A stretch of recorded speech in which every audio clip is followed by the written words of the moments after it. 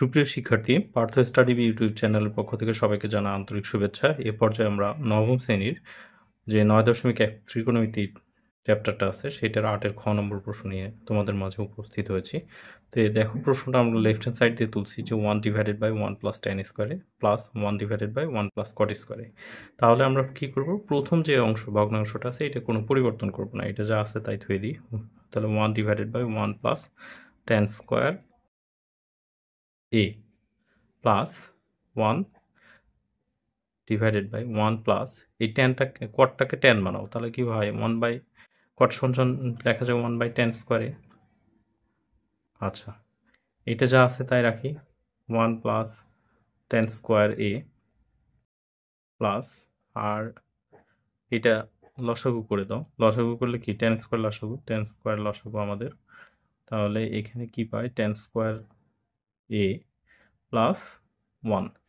আচ্ছা, এখন এই ভগ্নাংশটা যা আছে তাই থুয়ে দিই, 1 প্লাস ট্যান স্কোয়ার এ প্লাস, এইটাকে যদি আমরা একটু উল্টাই দিই, দেখো এই ভগ্নাংশটাকে, তাহলে 1 ইন্টু টেন স্কোয়ারে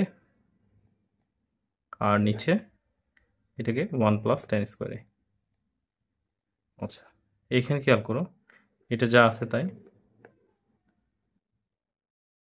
আর এটা 1-এর সাথে টেন স্কোয়ার গুণ করলে কি টেন স্কোয়ারে, আর নিচে 1 প্লাস টেন স্কোয়ার এ। আচ্ছা, তারপরে দেখো আমরা যদি একটু সামনের দিকে আগাই, তাহলে কি পাচ্ছি 1 divided by 1 plus ten square এ লসাগু আমাদের। তাহলে এই দুইটারই দেখো 1 প্লাস টেন স্কোয়ারে 1 প্লাস টেন স্কোয়ার লসাগু 1 প্লাস টেন স্কোয়ারে, তাহলে এই 1 প্লাস টেন স্কোয়ার দিয়ে 1 স্কোয়ারকে ভাগ করলে 1 হয়, আর প্লাস 1 প্লাস টেন স্কোয়ার দিয়ে যদি 1 প্লাস টেন স্কোয়ারকে ভাগ করি তাহলে 1 হয়, আর উপরে লবের সাথে গুণ, তার মানে টেন স্কোয়ারে। তাহলে কি আসছে 1 plus ten square 1 plus ten square কাটা করলে 1। তাহলে আমরা যদি একটু খেয়াল করি, তাহলে আমরা বলতে পারি লেফট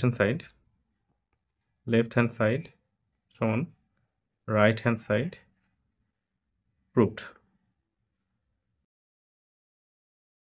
সুপ্রিয় শিক্ষার্থী, ভিডিওটি ভালো লাগলে অবশ্যই ভিডিওটি লাইক দিয়ে তোমার বন্ধুদের মাঝে শেয়ার করো। ধন্যবাদ।